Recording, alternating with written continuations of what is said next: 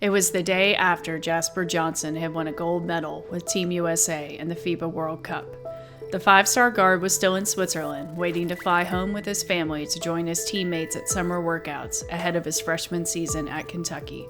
There was so much for the 19-year-old to celebrate and look forward to, but all Jasper could think about was the one man who couldn't be there. He picked up his phone. "Granddaddy, I woke up a gold medalist," Jasper wrote on social media. "Thank you for all that you taught me." Alvis Johnson was the patriarch of the Johnson family. If you're too young to know that name, you may know his sons, Dennis and Derek, who spun legends playing for their father at Harrodsburg High School before terrorizing offenses on Kentucky's defensive line in the late 1990s. You've probably also heard of Craig Yeast, another Kentucky football great who is the cousin of Nyoka, Jasper's mother. The Johnson family name is synonymous with greatness in Kentucky. When it comes to generational stories, few can compare. Jasper has the potential to write the most compelling chapter yet, and he's dedicating it to Alvis. I mean, knowing a lot of my hard work and being able to be in the places that I am today is because of my grandfather. I know he was a great father to my dad who, passed down many generations and has taken care of me my whole life. So just, knowing that he's not here anymore, but he's still with me in spirit and trying to do whatever I can for him in his name. Alvis Johnson will forever be associated with Harrodsburg, but he was born in Hopkinsville. The son of a sharecropper, Alvis was the first in his family to graduate from high school, Christian County, and the first to go to college, earning his master's degree from Western Kentucky University while also playing football. After considering law school, Alvis returned to his hometown to teach and coach. He was content to stay there and shape the young minds of his community, but in 1973 received a phone call that set him on a different path. Forrest Williamson, the superintendent of the Harrodsburg school system, needed a new high school football coach, and he wanted Alvis. It took some convincing, but Williamson got Alvis to at least come check out Harrodsburg and its campus, selling him on also being the Pioneers' athletic director. Alvis eventually agreed, the offer too good to refuse. Thus started Alvis's 24-year tenure as Harrodsburg's athletic director, football coach, and track and field coach, a span that included 3 state football runner-up finishes, over 50 track and field individual state championships, and 5 track and field team championships. Alvis won numerous state and national Coach of the Year awards, was the first black president of the National Federation of High School Athletic Board of Directors, and served on the Kentucky High School Athletic Association Board of Control with stints as president and vice president. He was inducted into the KHSAA Hall of Fame in 2004. Over 40 Harrodsburg student athletes went on to play Division I sports during Alvis's tenure as athletic director, a staggering number for a Class A school in a town whose population didn't exceed 7,500 at the time. 2 of those were his sons, Derek and Dennis, whose feats growing up are still the stuff of legend and a testament to their father. Even though they were very young, Alvis didn't cut the boys any slack. They had to be up when their dad left the house at 5 a.m., or they'd have to ride their bikes to the practice field. If they did, they pedaled like crazy so they wouldn't be late. It's something we did, and we enjoyed it and loved it, and it wasn't forced on us. We just, we love football and being around our father, and the guys treated us like little brothers, and so we thought we were the coolest guys in the world. Dennis and Derek were the coolest guys in the world to a generation of Central Kentuckians. When Harrodsburg needed players due to low enrollment, they dressed for the varsity team. At the time, Derek was in 3rd grade, Dennis in 2nd, although you wouldn't know it by his 5'7", 170-pound frame. Dennis and Derek played for the Pioneers for 2 seasons until the KHSAA passed a rule that elementary school students couldn't be on high school varsity squads. The Dennis and Derek Johnson rule turned the brothers into the Bo Jacksons of the Bluegrass, their tales spreading across the state like wildfire in a time before social media. Once they moved on to middle school, the Johnson boys were back on the squad. Dennis became the first 8th grader in Kentucky history to be named First Team All-State, an honor he earned 5 straight years. In total, he played 8 high school seasons. In the 6 after grade school, he totaled 521 tackles, 76 sacks, 140 tackles for loss, 42 forced fumbles, 25 fumbles recovered, and 19 blocked kicks. On the offensive line, he had 200 pancake blocks. He even punted the ball, averaging just shy of 40 yards per kick. video game numbers against teams that fully knew what to expect, given the Johnsons' reputation. The brothers were also standout basketball and track stars, leading Harrodsburg to the Sweet 16 in 1996. Dennis totaled 2,306 points, 1,347 rebounds, 335 block shots, 315 assists, and 161 steals on the hardwood for the Pioneers. He also won 8 individual track and field state championships, 4 in the shot put, 3 in the discus, and 1 in the triple jump. He gave up baseball early on in high school, but he could still throw in the 90-mile-per-hour range, with the Baltimore Orioles scout calling him the best baseball prospect in Kentucky in a decade. He was named Kentucky Mr. Football, National Defensive Player of the Year by USA Today and The Sporting News, and the highest honor of them all, Sports Illustrated National Player of the Year. A record-setting all-SEC career at Kentucky followed, which led to Dennis being selected in the 3rd round of the 2002 NFL Draft by the Arizona Cardinals and spending 3 years in the league. When football was over, he followed in his father's footsteps, eventually becoming the football coach and athletic director at Woodford County High School in 2015. Jasper Johnson was born in 2006, a decade removed from his dad's mythical run. As a kid, he heard all the stories about his famous family. It was impossible not to. However, he didn't truly understand his dad and uncle's talent until he saw it for himself. One holiday season, the family was gathered at Alvis and his wife Rosetta's house. Alvis had dug up some VHS tapes of his son's highlights from the basement and set up a viewing station for his grandchildren to see what their dads could do. Into his room, he placed them in the little thing, and he had some film of a couple of their games. So being able to watch it and see what they were doing, that's a great memory of mine.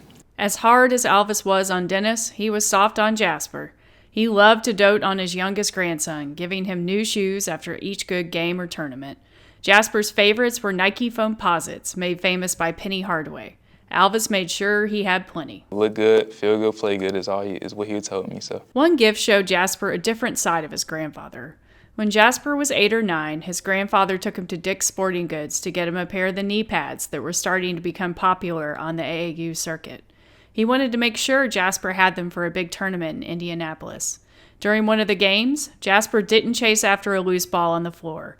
Alvis, always front and center, was in Jasper's ear during the next timeout. And he said in front of, 8, 9 years old, center front people, when that ball gets on the floor, I bought you dang on two $50 knee braces. You're boom, boom, boom, better be on the ground. So the next time he was on the ground, but that was the first time I think Jasper was like, dude, granddaddy really, really yelled at me. For Dennis, it was nothing new. There was no separation between Alvis the coach and Alvis the dad growing up. Bad games didn't just mean quiet car rides home. The silence would sometimes linger until the next week. Instead of praising Dennis and Derek for the tackles they made, Alvis reminded them of the ones they missed. Dennis was also Jasper's dad and coach until Jasper gave up football to focus on basketball in 2023. Even though Jasper played defensive back and quarterback, the latter being the most scrutinized position on the team, he said the toughest car rides home came after basketball games. It's kind of weird because, playing for my dad, he would never really get on me or say anything to me on the football field. But as soon as, basketball season changed, that's when he switches, and starts talking crazy, cussing at me, making sure I'm doing whatever I need to do to get better. It was some rough days, right? You know what I'm saying? There was some times when you had to be really honest and knock, but she would get on me sometimes. Like, you're just so hard, but I just thought, that's how I was raised, and that's how I believe I tried to raise him. So we kind of knew the expectation. Those rough days were when Alvis would get involved. If Jasper and Dennis were butting heads, Alvis was there, ready to listen. There's plenty of times where me and my dad, have been mad at each other, didn't talk for days, maybe weeks, but I'll always reach out to my grandfather. He would tell me he was the same way with him. You just got to live, you got to grow from it, and, just keep moving on. Dennis can't help but laugh at how differently Alvis treated Jasper than him growing up. That's not only the difference between a father and a grandfather, but also a reflection of two kindred souls. Jasper and my dad had they kind of had a similar personality, really serious, about what they did, every time they went out to practice, or it was really serious, and Jasper's a man of few words, not a lot of emotion. In his sophomore year, Jasper led the Woodford County football team to an 11-2 record. He led the basketball team to the semifinals of the Sweet 16. Although Alvis was not in good health, just months from his passing, he and Rosetta were front and center in Rupp Arena, wearing matching "That's My Grandson Out There" custom t-shirts. The family did everything they could to make sure Alvis was there to see his grandson play in the event, which they attended every year as a family. I've always said that was probably my funnest basketball experience that I've had up until this point. It was a lot of hard work that went into that season. We were a great program that year, but my dad, going there early on, Woodford County was very doubted and weren't very good, but I know he changed the environment and a lot of people bought into it. Being able to change the culture of the sport down there was a great feeling, but yeah, that was definitely one of my best memories. In November 2022, Woodford County hosted Whitley County in the first round of the playoffs. Jasper rarely gets ruffled during games, with one exception, when the wide receiver he's covering catches a pass. The completion wasn't even a big one, just a simple 5-yard out in a game Woodford County would go on to win 49-6, but you wouldn't know it by Jasper's reaction. Just get so tore up. You can see the body language go crazy. 2 plays later, they had a big running back or quarterback, and he breaks the pocket, and Jasper comes and knocks him out. Freaking knocks him out. Dennis always talked to his father during halftime. At the time, Alvis was unable to get down to the field due to his health, so he watched from his car. When Dennis climbed in, he got more than the usual halftime adjustments. He was like, "This is it, man. Jasper don't need to play football anymore. His body just not built for it." I remember like it to this day. So we go and finish the game, yada yada, and I always went to his office on Saturday morning. We watched a lot of video together and stuff. And so he was like, Jasper, his body's not built for football. He needs to stick to basketball.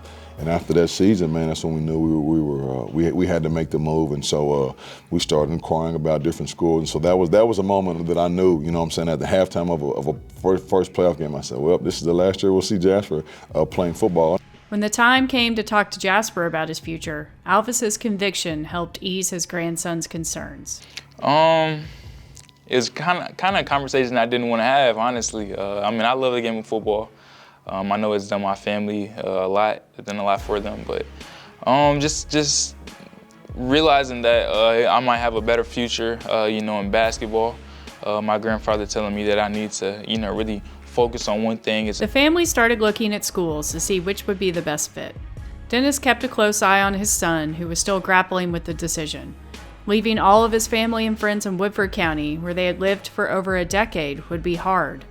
But he was also giving up the outlet that football provided. Like I said, he loved football, was a great football player. And I think for any sports, playing multiple sports is good. So it kind of broke up basketball, right? I think he had a lot of pressure in basketball. Football, he could just go play. It's January 1999, the day after Kentucky played Penn State in the Outback Bowl. It marked the end of Dennis's freshman season at Kentucky, for which he'd won second-team freshman All-American honors from the Sporting News. Even though football season had just wrapped, Dennis was already moving on to basketball. He came to UK on a football scholarship, but with the understanding that he could play basketball as well. He had already played with Tubby Smith's team during the summer, focusing on football in the mornings and basketball at night. He walked into Memorial Coliseum to get some shots up and stopped in his tracks. I walked in and it was Tubby, Hal, my father. I'm like, oh, this can't be good. When the four sat down, Mummy explained that if Dennis wanted to go to the NFL one day, he needed to focus on football. That meant spending the offseason in the weight room and not on the basketball court. Mummy also wanted Dennis to step up as a leader on the field, which is hard to do when you're spending so much time on the hardwood. However, as with Jasper 2 decades later, it was Alvis's words that meant the most. I was like, listen, you signed a football scholarship, right? Coach Mummy really doesn't want you to play, wants you to get stronger. And so, that's when the decision was made that I wouldn't play basketball. And so then I just really super locked in with football. But that is, as an athlete, my biggest regret, not getting a chance at least 1 or 2 times to go out there and put on a jersey and be able to play at Rupp Arena. But like I said, I think it ended up working out for me the best. But the athlete in me would love to have went out and played both sports at the University of Kentucky, be a 2-sport athlete, but it worked out for the best. Dennis never got to play at Rupp Arena as a Wildcat, but Bill Kitely, the beloved basketball equipment manager, made sure he got an embroidered travel bag and his number 30 jersey, the same one his son used to announce his commitment to Kentucky 25 years later. Giving up basketball stung, but Mummy was right in that it propelled Dennis to new heights on the football field. Dennis started every game in his sophomore season, recording at least one sack, tackle for loss, and blocked kick in all but 2 games. Dennis suffered an ankle injury in the season opener against Louisville in his junior year and had to redshirt. He made up for it in 2001, leading the SEC in quarterback sacks, 12, a school record, tackles for loss, 19, and fumbles caused. In May 2023, Jasper and his parents took an unofficial visit to Kentucky. Jasper had gotten off to a hot start in the EYBL circuit that spring, picking up offers from Missouri, Cal, Arizona State, Texas A&M, Louisville, Xavier, West Virginia, Cincinnati, Alabama, Memphis, and Ohio State. The family went into John Calipari's office expecting a casual chat. They left with an offer, which coaxed a smile from the normally stoic Jasper's face. He couldn't wait to tell his grandfather, who followed his sons to Kentucky in 1998 and spent 8 years working for UK Athletics. A big excitement that I was able to get that offer, while he was still here. Talk to him about it because I know that, he was a part of, Kentucky sports and athletics at a point in time. But that was really good. Him and my grandmother were very proud of me. He just told me, what's next. Keep getting them offers and keep them coming in and stay high and be confident, but always be humble. Jasper's star continued to rise that summer. He averaged 12.3 points per game for Team Thad, shooting 40% from three-point range. He played up an age level alongside LeBaron Philon, a top 30 guard in the 2024 class, Darian Reed, a top 25 power forward in the 2024 class, and even future teammate Jaden Quaintance. Jasper holding his own against mostly older competition was exactly what he needed before enrolling at Link Academy, a powerhouse prep school that had just won the Geico National Championships that spring. The week after the Peach Jam, Alvis passed away at the age of 76. Before he passed, Alvis had one more gift for his grandson, knowing the challenges that awaited him at Link. Yes, sir. My grandfather, my grandmother gave me this bracelet years ago, actually before I went to Link, and it just says, God is bigger. I know when I went down there, it was a big mental thing that was hard on me, being away from social life, like I said, and not having anyone close to me to be able to come see me or whatever. Just knowing that God is always with me, being strong in my faith is something that my grandfather really preached on me. So he just always told me God is bigger. Jasper leaned on those words at Link. He's the first to tell you that those first few months were hard. He left the only home he'd ever known, in a state where he was the best basketball player, to join a team with players just as good, if not better, than he was. Most of that talent was in the backcourt, which included Philon, Jasper's Team Thad teammate, and 5-star 2024 guard Trey Johnson.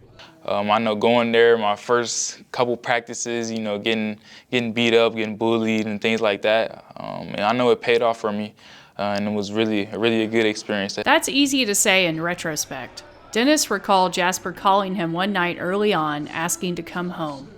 It was a moment he had been preparing for, recalling an interview R.J. Barrett's father did about his son's first month at Monteverde Academy and how hard it was on him. I remember Jasper called me one day and he was like, man, I'm ready to come home. And I'm like, you in the right spot. Dennis called Bill Armstrong, Link's head coach at the time, who confirmed that Jasper was simply adjusting to the new level of competition.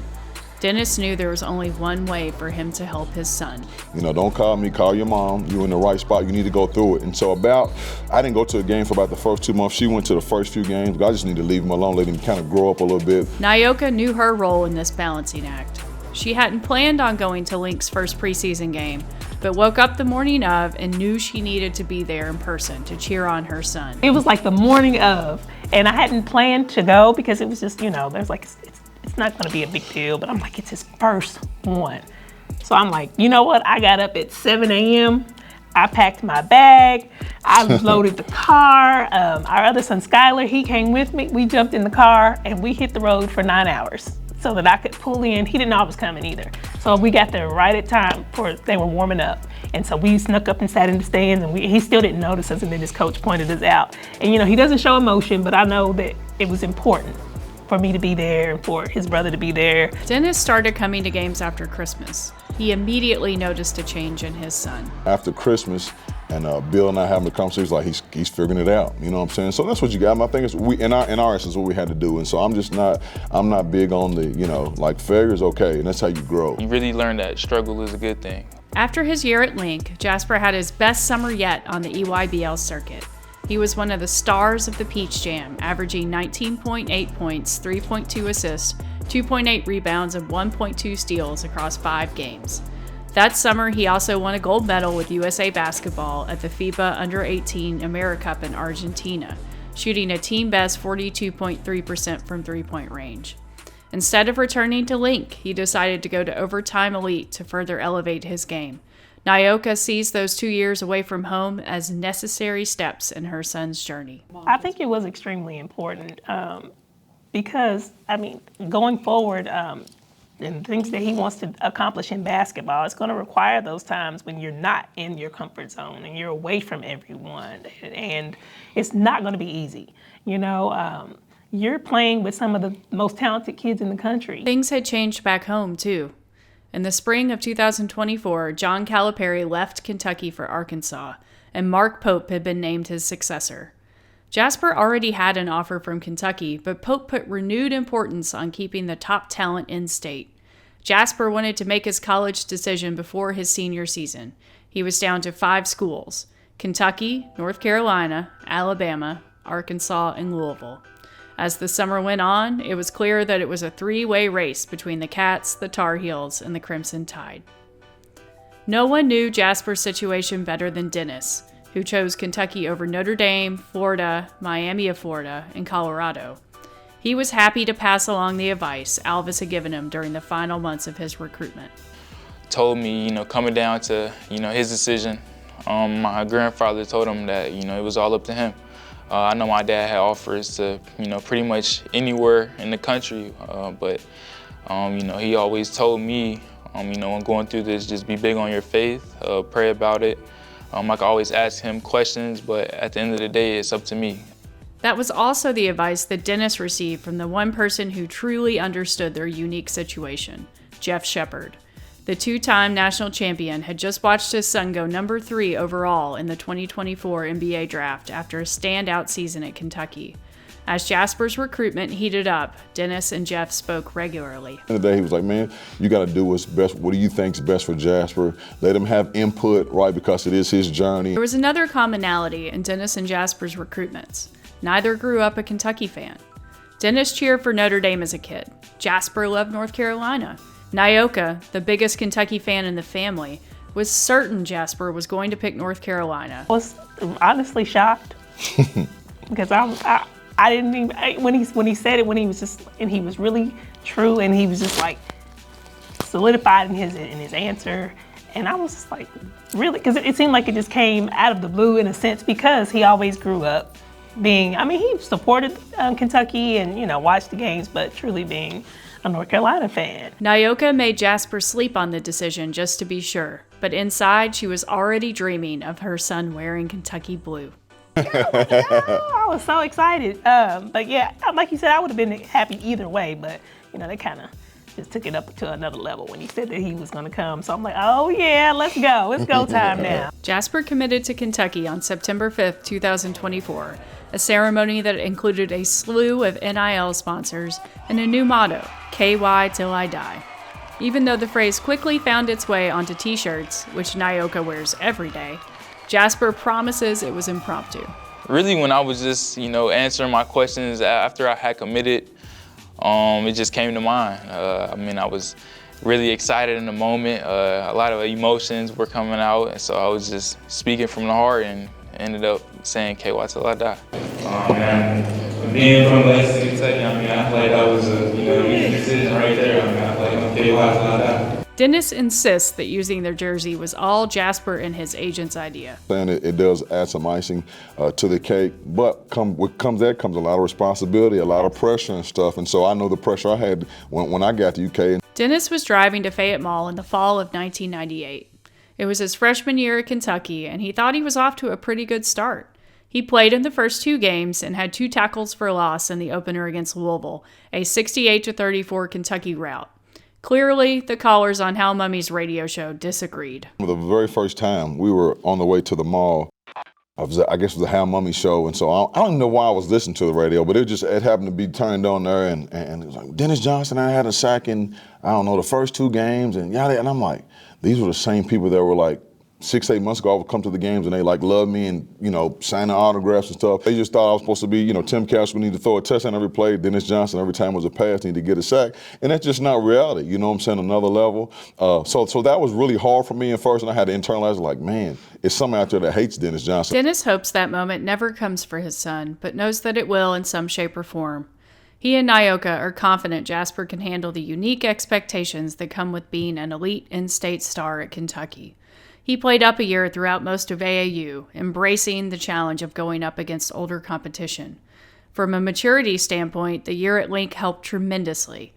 Jasper flourished in his senior year at Overtime Elite, averaging 20.3 points, 5.9 rebounds, and 5.8 assists per game. When he signed with Kentucky, Mark Pope called Jasper the most dangerous scorer in all of high school basketball. He's always just been consistently just even-keeled, and he's been able to manage a lot of the outside noise and just still continue to just go out there and focus on doing what he loves, and being true to the work that he's put in, to the talents that he's been blessed with. The pressure's real, man, you know what I'm saying? And I told him, I said, the first game you go out there and you don't play your best, you expect to hear it, but how mentally tough can you come back? And I think my dad had a famous saying, pros do it twice, and it just doesn't mean 2 games would just be the consistency of it. And so that's what we're looking to see. Both Nyoka and Dennis are confident that Pope is the right man to lead Jasper through this journey, especially Nyoka, whose Kentucky basketball fandom accelerated in the mid-90s when Pope was the captain of Rick Pitino's national championship squad. Compared to Hubert Davis and Nate Oates, Pope may have gotten a late start in Jasper's recruitment due to the line change in Lexington, but he quickly made up ground. It was just a whirlwind of, when Coach Pope was hired and me being a fan from, when his playing days, I knew just only of him as a player, but I never really knew a whole lot about him, as a person. And he made such a profound impact personally in such a short amount of time, in his demeanor, in the way he carries himself, in the way that he speaks positivity into the guys, and the way that he speaks positivity into everything, and just the way that he carries himself. And I think his personality, his demeanor, his coaching style really suits Jasper. I think he's the smartest man in the room most of the times, but he can kind of fly under the radar. But I just like the father figure he is, right? And so, like I said before, when these kids go through something, all of them will, I think he'll be there to pick them up and help them guide them through it. And then there's what happens on the court. Dennis calls Pope the Hal Mummy of this era of college basketball. He walked into Jasper's room one day while his son was studying film of Pope's BYU teams. Noticing how excited Jasper was, Dennis sat down to join him. He loves that Pope wants to shoot 43s per game when most coaches go for 20. Dennis, a former big man himself, is obsessed with the concept of running the offense through a .5 like Pope did with Amari Williams last season. And Hal Mummy, 4th and 20, people say he's not going for it. No, he can't do this, and he would do it and get it. So I think Coach Pope has that type of mindset that, like, man, let's go after it. Let's play the best. Let's draw it up. Let's scheme it up however we want to do it. And I think he believes in his stuff so much. He's like, he'll do some stuff other people won't do. Nyoka didn't play basketball in college, but Jasper credits her for his jump shot. As she puts it, she knows enough basketball to be dangerous. When Pope sat down and talked through his system with the family, her mind was racing. But there is that, a brilliance to, the way that he thinks the game and sees the game. And I don't know, I don't know how even to put it into words, but the way his mind thinks the game and the way that he's able to relay that to the guys to get them to understand it. When one of the first times we were in the office with him and he was just talking about, gravity and just all those different terminologies for the game, and then, drawing up things, and it was just like, man. Jasper and Mark Pope got a few extra opportunities to bond before Kentucky's summer workouts began in earnest. Pope served as an on-court assistant coach during USA Basketball's Under-19 training camp in Colorado Springs, giving him early access to Jasper and fellow in-state star and Kentucky freshman Malachi Marino. Jasper made the final cut in camp for Team USA's 12-man roster for the FIBA World Cup in Switzerland. Pope made the trek to Lausanne to support him and check on the 5-star high school recruits also on the roster. Having his new head coach in the stands was a big deal for Jasper and his family. Thankfully, he wasn't near Dennis when Jasper missed 2 free throws. If showboating was Alvis's number one trigger with Dennis's game, missing free throws is Dennis's with Jasper. When his son was fouled on a 3-point attempt and missed the first 2 free throws, Dennis was so upset he hit the wall, prompting the men in front of him to turn around. I'm a big guy on missing free throws, and so when he misses free throws, like I just lose my mind, and he lost. It was at USA last year, 18. I think he missed 3. One time got 5 for a 3, and then this year I was at the very top of the arena because I just don't like to be around people. So he missed 2, got fouled on the 3, and missed 2.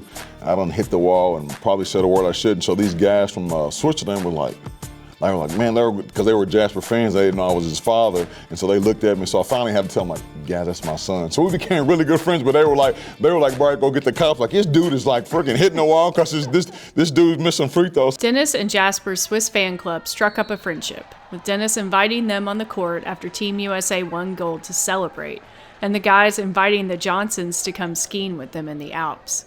Jasper averaged 8 points, 1.6 assists, and 1.3 rebounds per game in the FIBA World Cup, while shooting 46.3% from the field and 40.1% from three-point range.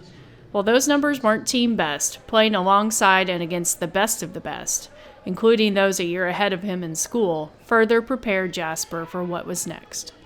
It was time to head home, gold medal in hand, to start his new life as a Kentucky Wildcat. Jasper watched almost all of Kentucky's games last season and got a small taste of Pope's coaching at the USA basketball training camp, but he was eager to fully immerse himself in the system. He couldn't immediately get on the court due to a minor ankle injury he suffered in Switzerland, so he spent a lot of the time watching film with the coaches. Yeah, it's been good. I'm enjoying it. I feel like I'm getting better each and every day, watching a lot of film. Coach Pope has been working with me, putting a lot of trust in me, seeing that I've been growing rapidly, learning the system and learning coverages and plays and things like that. He feels that I'm a quick learner, so just trying to do whatever I can to get better each and every day. Jasper especially likes how Pope uses his football background to break things down. Scoring comes easily to Jasper, so defense and physicality have been the toughest adjustments he's had to make so far. Even in just a month of summer workouts, he's confident in the progress he's made. My main focus is defense right now because, every time I touch the ball, it seems like he's telling me to shoot. So just knowing that part, it comes easy to me. Not really worried about it. Dennis knows that his son will cram in as much film study, reps, and shots as he can before the season starts.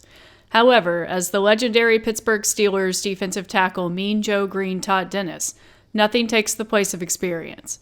Green was an assistant coach for the Arizona Cardinals during Dennis's rookie season. The great Mean Joe Green told me in my rookie year in the pros, nothing takes the place of experience. So you got to go through it. And I always kept that with me because my rookie year I was a great pass rusher, and those guys were sitting there. I was like, man, and I went off one day and threw my helmet, and he was like, come to my office when you get done. It's like, listen, these guys have been in the NFL 10 to, they don't care about your 20-year-old, 19-year-old pass rush moves. They've seen it all. So, and he just left with me. Just think about that. Nothing takes the place of experience. So I think he likes it. Just got to learn it. But I think he'll thrive in the system. The Johnsons have gotten small tastes of what Jasper's life as a Wildcat will be. They attended the SEC tournament this past March and enjoyed meeting fans and taking pictures. One fan had also gotten his picture with Dennis during Dennis's freshman season at Kentucky and asked to recreate it with Jasper. Nyoka is already bracing for the moment that Jasper takes the floor at Rupp Arena for his first game. She knows Jasper and Skylar will take bets on whether or not she'll cry, and that they'll probably win. Oh my God, I think I'm gonna be a mess. I really do, just because I know there's so much pressure, and then I'm just like, and I think I get like that for all of his games. It doesn't even matter. It's just like, okay, it's game day. And I'm just like, all right, I just want him to go out and I just want him to do well. And I just want him to, have fun doing it as well, but really just go out there, play your game. And so, I'm going to be a ball of emotions, I'm sure.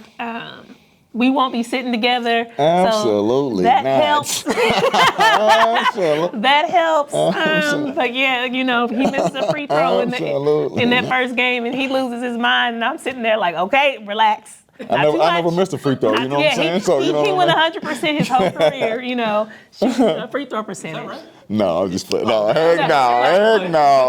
No. That's how he. That's See, how you he know what I'm acts. saying? He's with me. But that's how he acts. So, so I'm like, your dad never missed a free throw, Jasper. Don't worry about it. He never man. did. So hey, but yeah, I'm gonna be probably a bundle of emotions. I'm be excited at the same time because I mean I know what he's capable of. I know what he's worked so hard for. He's prepared for the moment.